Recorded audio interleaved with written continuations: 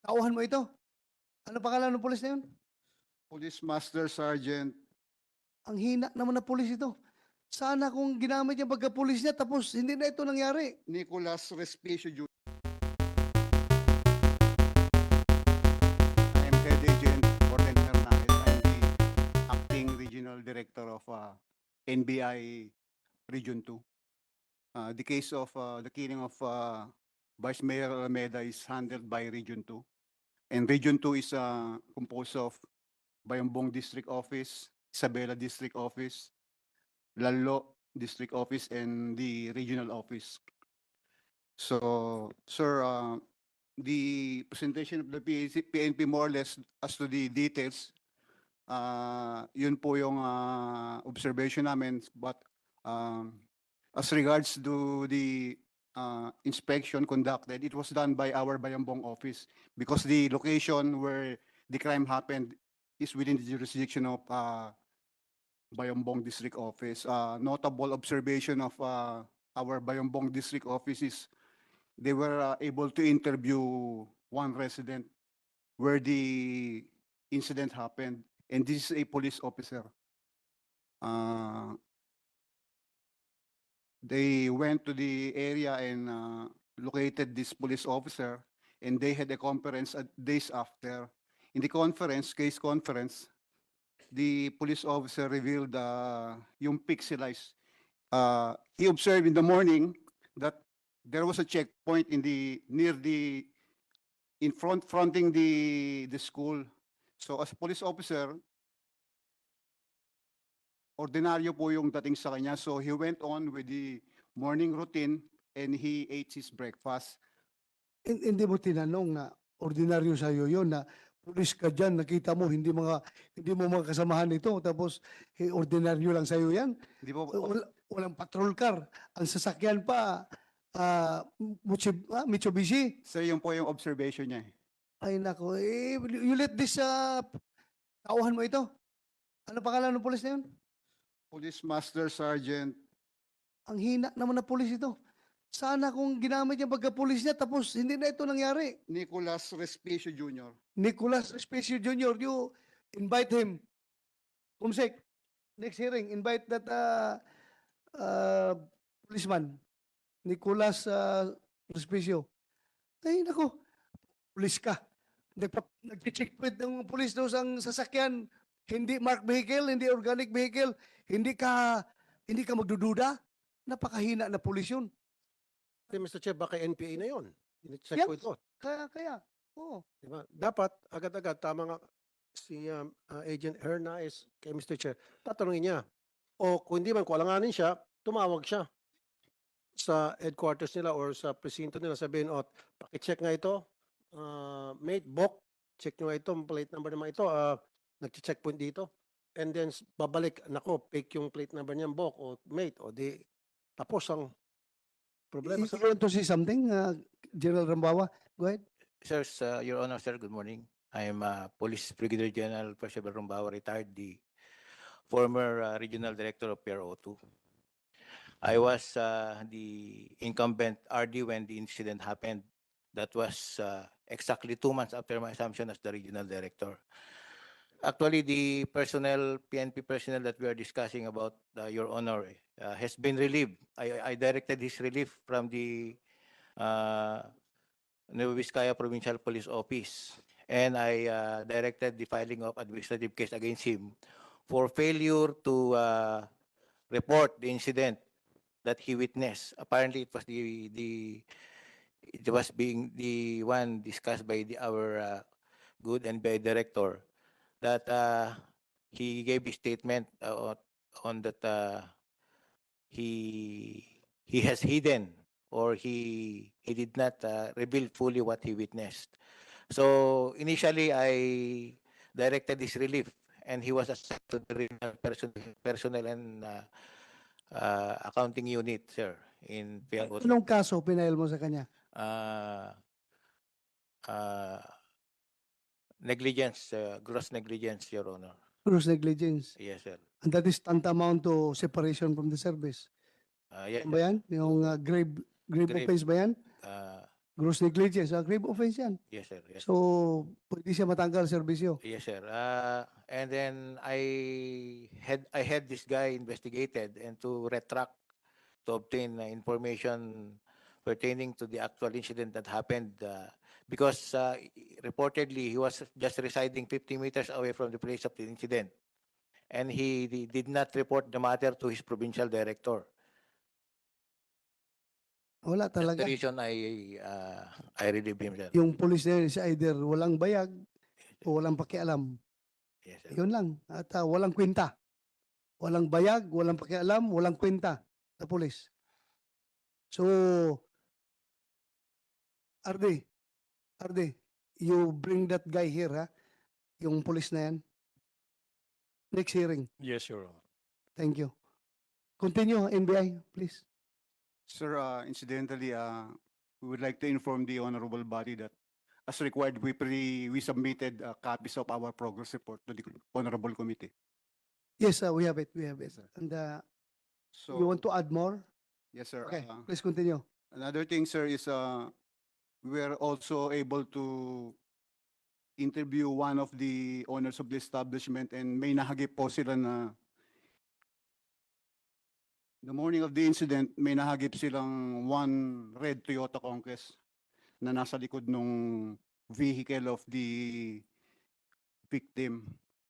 So that is a vehicle that we were interested at the time. And the background investigation conducted by our regional office, Clyde Cabasag and Company. In the morning, before the incident, we tried to trace kung ano po yung path that was used by Vice Mayor Almeda, whether dumaan po sila dun sa Baya Ilagan or Baya Rojas. So dalawa po kasi ang pwedeng ruta niyan eh.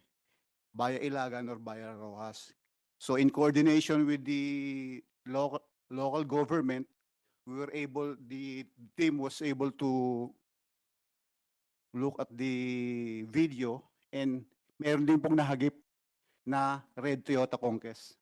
It was observed that the Toyota Conquest, nasa likod lang po siya, maintaining a distance. The traffic was light, pero there was no attempt to... In short, halatang nagtitail. Yes, sir. That was Tinutulugan our mo. observation, sir. Simple ko, talagang tailing, right? Yes, sir. Yes, Okay. sir.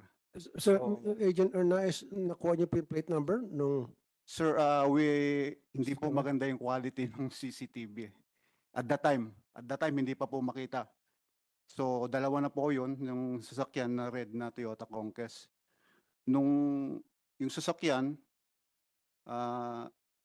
directed to the Buntun Bridge. So, dumaan po ng Rojas, Baya Rojas.